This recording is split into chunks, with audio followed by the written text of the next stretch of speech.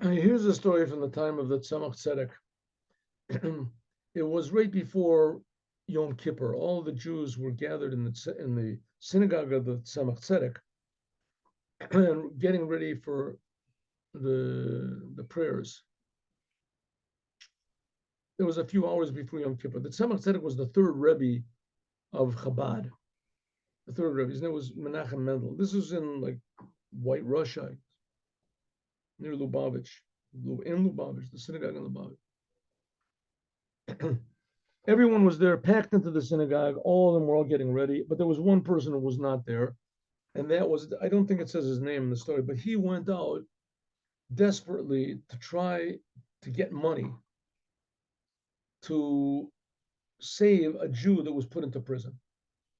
This poor Jew was going to be taken out to be killed after Yom Kippur if his debts were not paid, and he owed a fortune of money.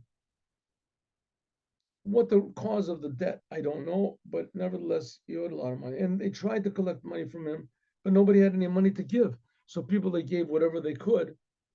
And life was so meager then that he still was left owing like 3,000 rubles.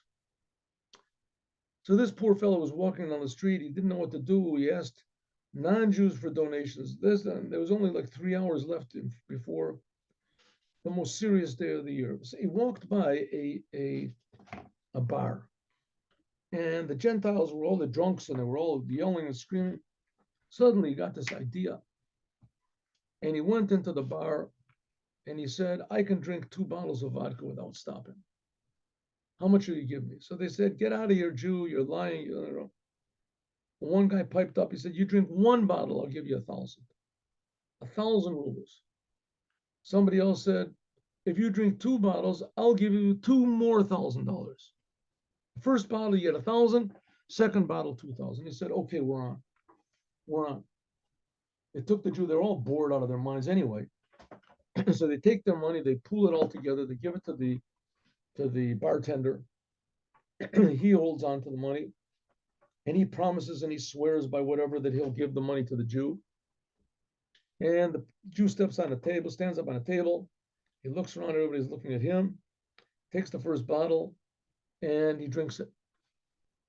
Now, all these are these what do you say, bar goers, all these people, they're pretty sure that he's not going to be able to drink. He can't drink 2 bottles of vodka. He's going to pass out before that.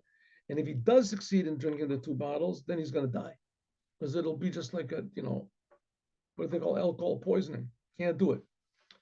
But nevertheless, he's aware of this also. But he really wants the money, really wants to redeem this Jew. So they put him up on a table, and they hold on to his legs so he doesn't fall, and they give him a bottle, and he makes a blessing really loud, and he drinks. He starts drinking, and he drinks the whole thing. And they all clap their hands.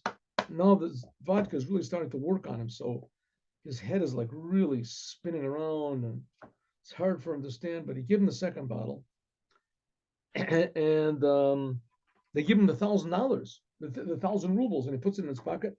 The other guy, the bartender, holds up the second 2,000, and sure enough, he drinks the second bottle. And they're all watching, and by this, everything is flashing black and white, and the whole thing is just, the room is just spinning around and upside down, and he's just doing everything he can to stay conscious.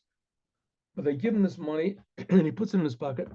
He starts walking in the direction of and everyone is walking after him because they're sure he's going to fall down on his face in a second. They'll just take the money back. But it doesn't. He didn't. He made it. He was walking down the road. Walking down the road, it was like walking on a flag or something that was waving in the wind. But he made it. He fell down who knows how many times, but he made it into the synagogue, and they're already beginning the evening prayer called Nidre, very serious prayer. And everybody's there, they're crying, they're thinking about, returning to God, and they're crying. Some people are crying, and all of a sudden, this maniac, totally drunk, and he screams out, he screams out, a prayer that we say, a very joyous prayer that we say on Simchat Torah. Simchat Torah is like what fifth? No, how long is it? It is like 12 days after Passover. Simchat Torah. 12 days after Passover is Simchat Torah, and that's the happiest day of the year. And here's they're going into Yom Kippur, the most serious day of the year. It's not sad, but it's very serious.